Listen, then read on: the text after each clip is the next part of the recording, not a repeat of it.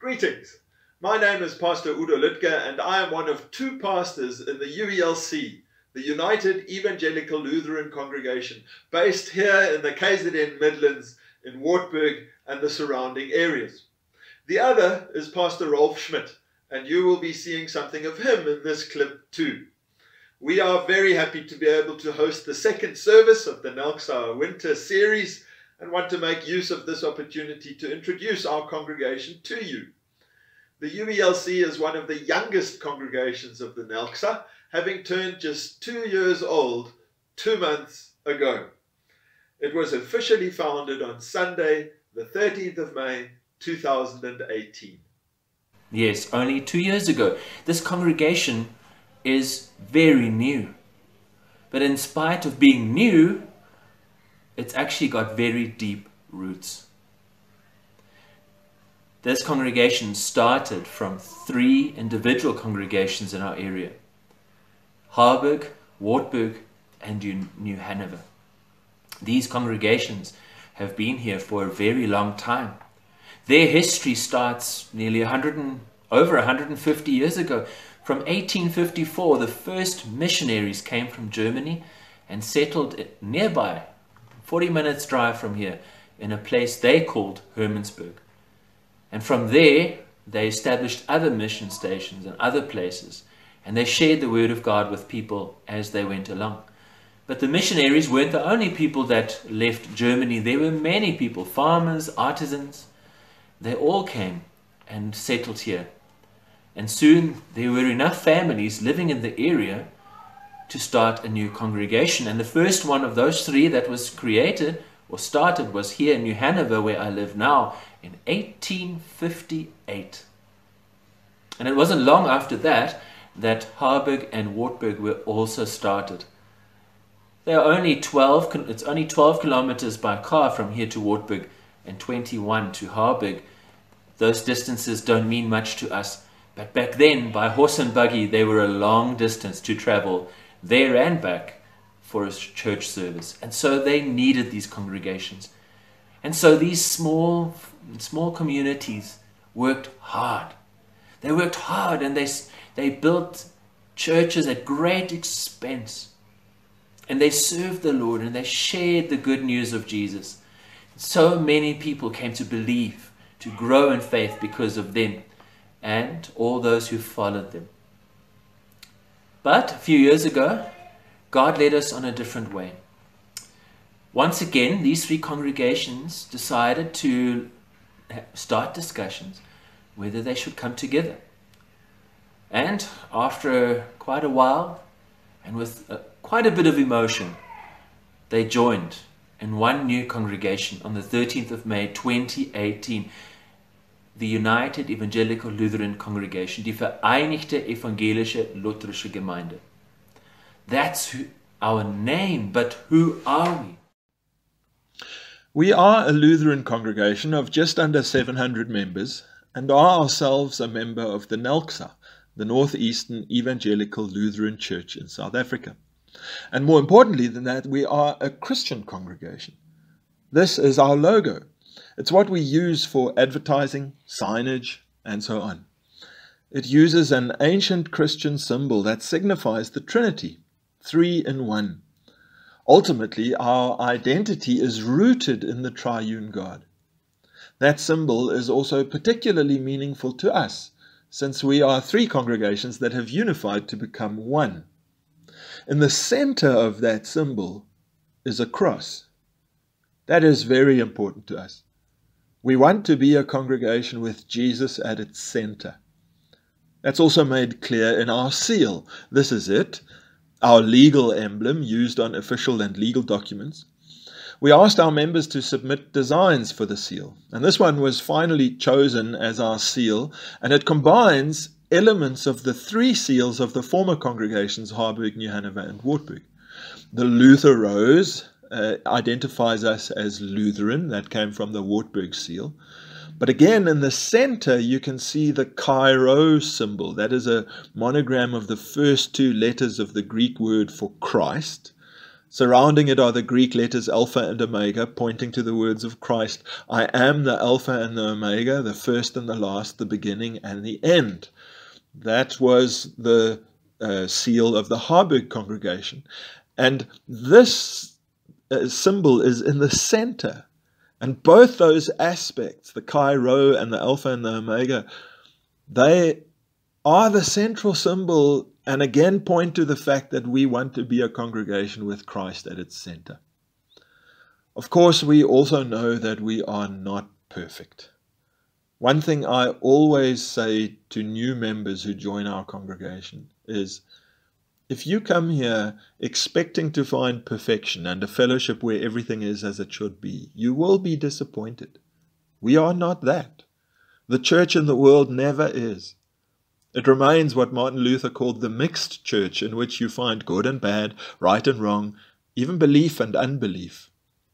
As long as the church is made up of believing people, and those believing people are both righteous and sinners at the same time, it will be like that.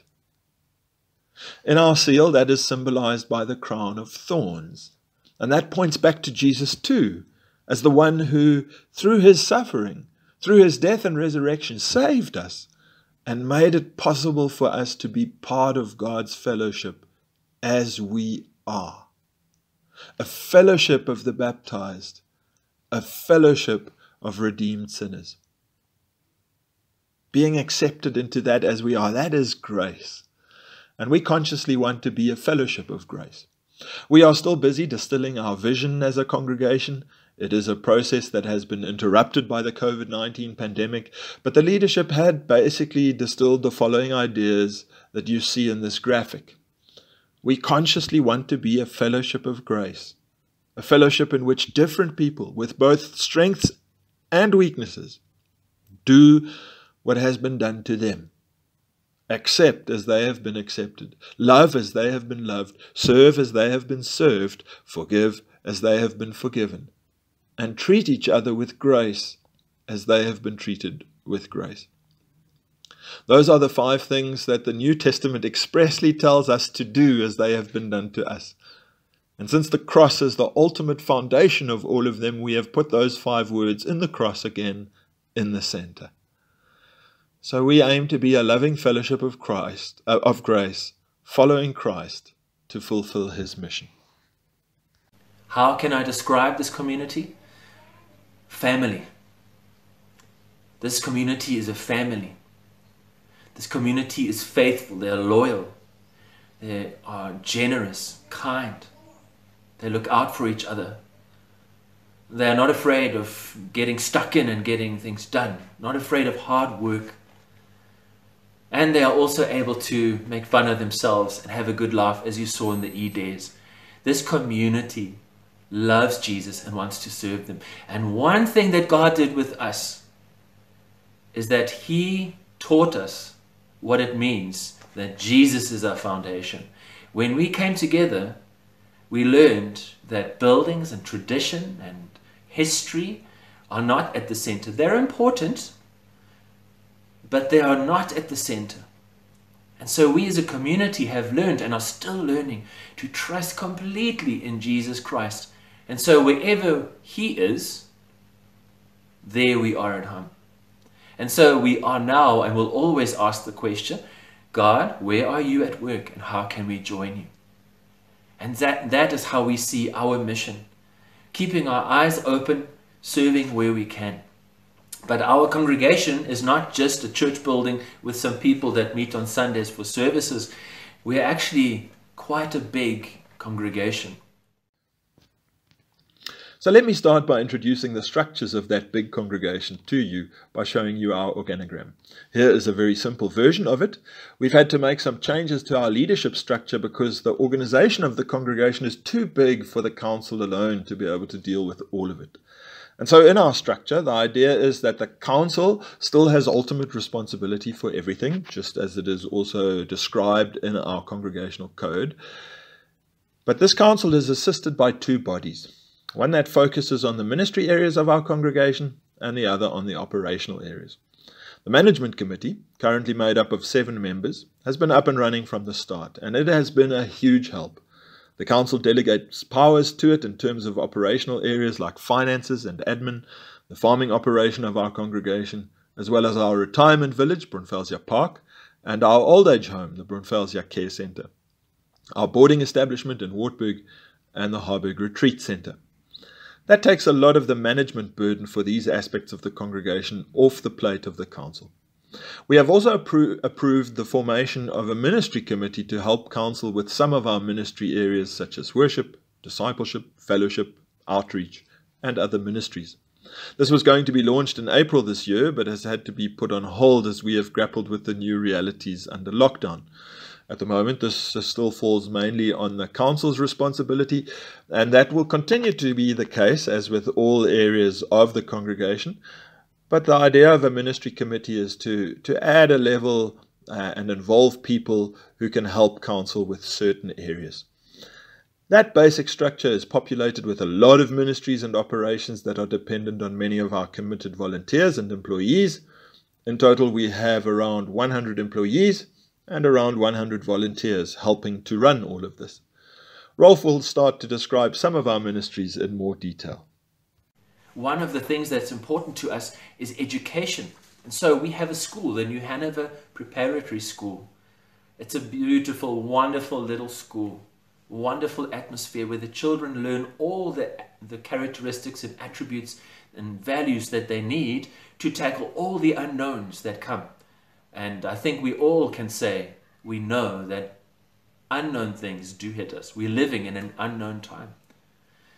And so this school is there for all our children.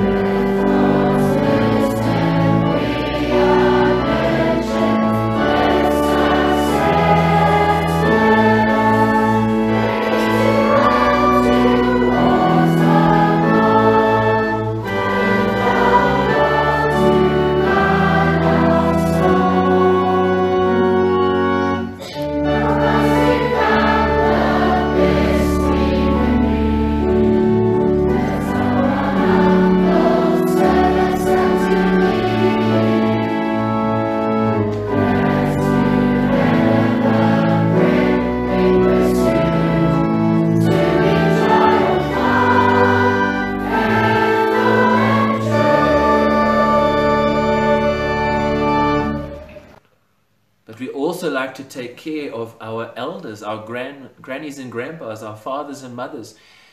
Looking after the elderly is something that's very important to God in the Bible.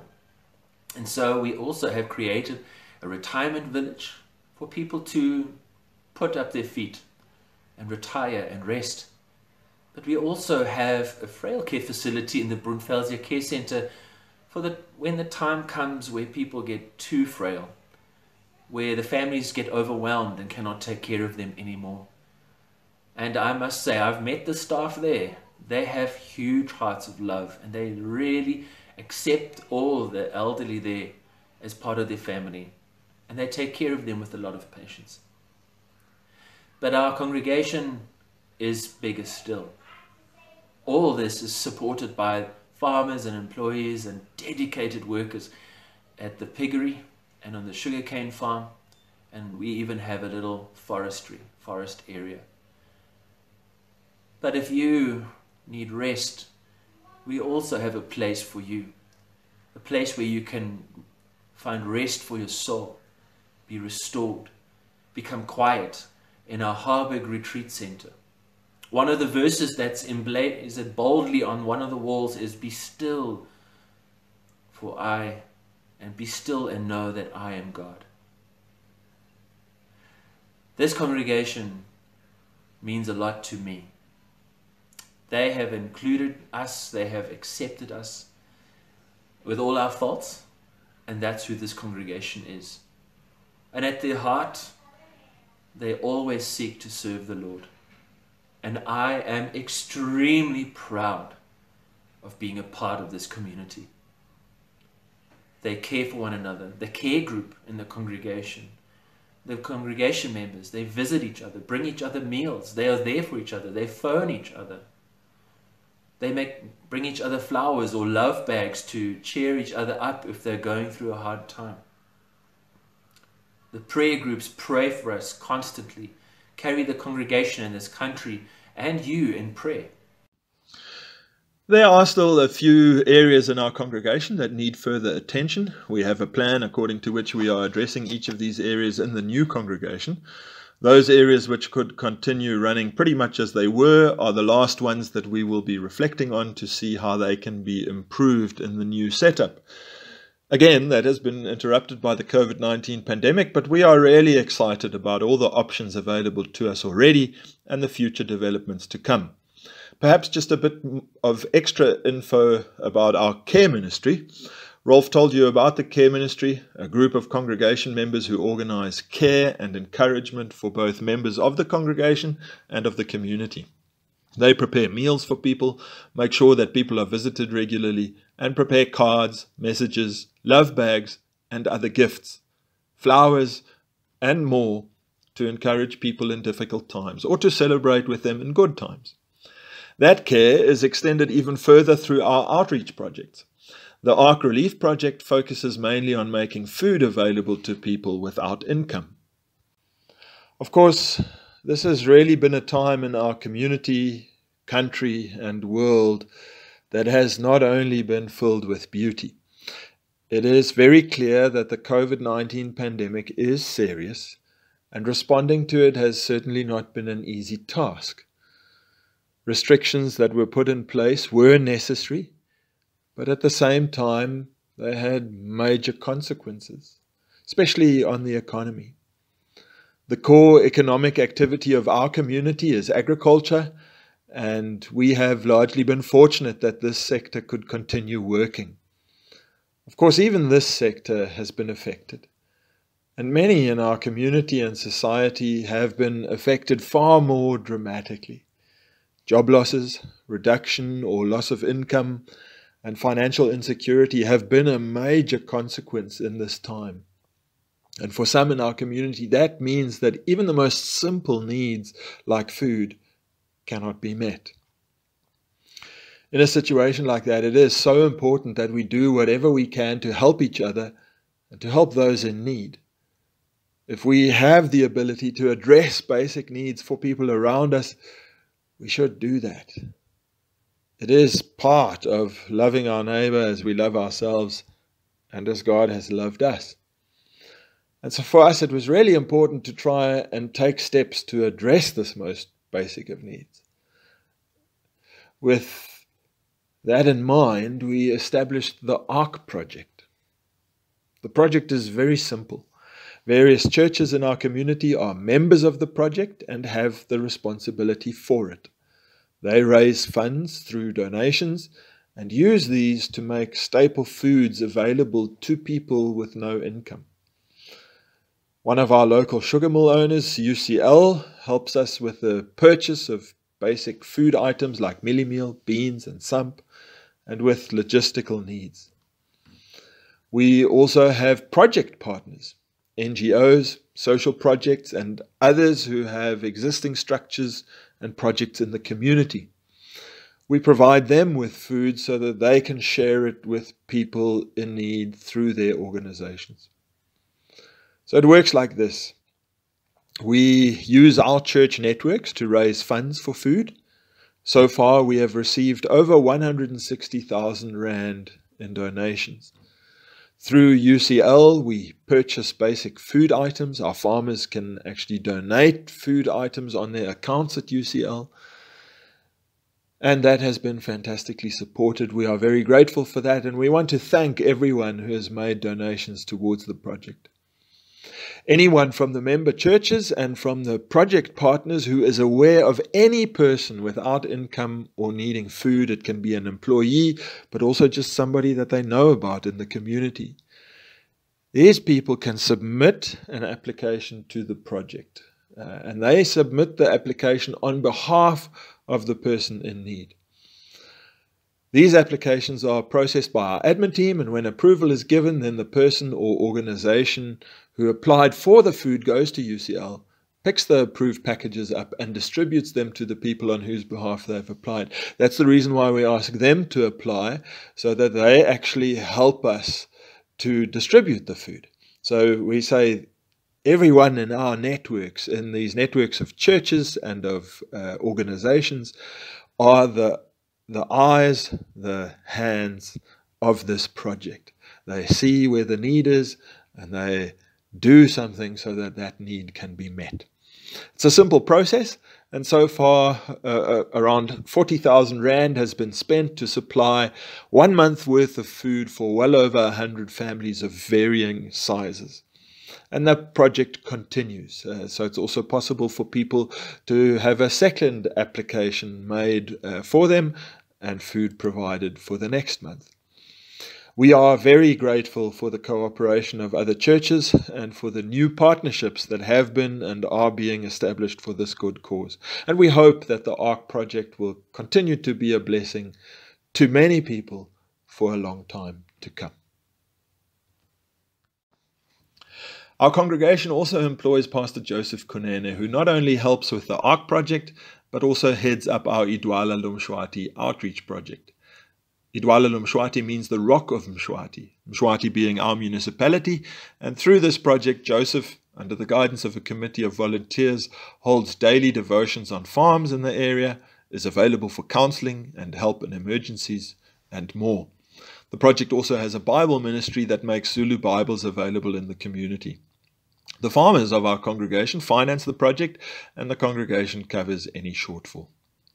We also have the Wartburg Kirchdorf boarding establishment, a private school hostel owned on a 50-50 basis together with our neighboring congregation, Kirchdorf. At the moment, it accommodates and looks after scholars of the Wartburg Kirchdorf School and is also available for boarders of the New Hanover Preparatory School. It is run by a board made up of 4 representatives of the uelc and 4 of the Kirchdorf congregation. We have very active music ministries with a worship team of around 20 members, a choir of around 35 members, and a brass band of around 50 members if you include our beginners. We also have 8 organists and several youngsters who are busy learning to play the organ. These groups are a really important part of our congregation and especially of our worship ministry. Of course, there are also many other ministries that include a library in our CC, discipleship groups and events like home groups and Bible studies, a monthly discipleship evening, and twice a year a discipleship week. Those give us an opportunity for focused teaching to equip not only our members but community members from other churches too. We have a women's auxiliary and we'll be starting up a men's auxiliary too. There are children, youth and young adults, family and seniors ministries as well, and more. Our congregation really does have exciting opportunities and potential for further growth and to impact our community.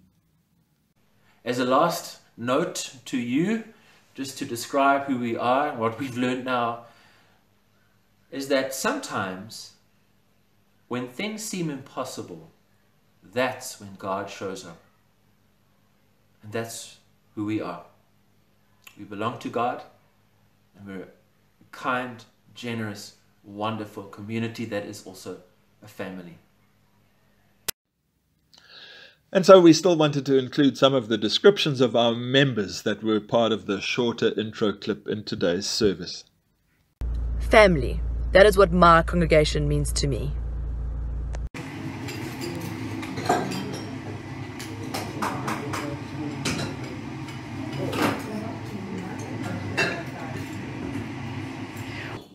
What does the congregation mean to us?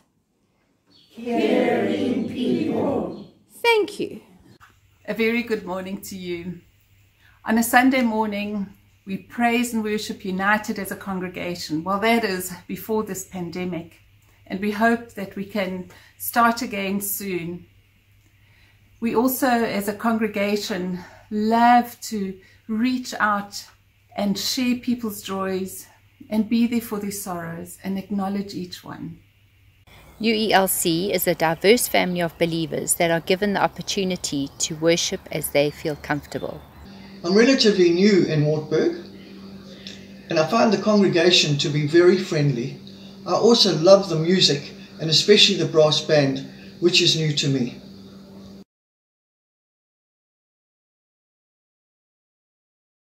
Die gemeente is toegewyd aan die gemeenskap deur om om te gee, 'n goeie voorbeeld van 'n goddelike familie. The congregation is enlightening, engaging, and amazing. Thank you.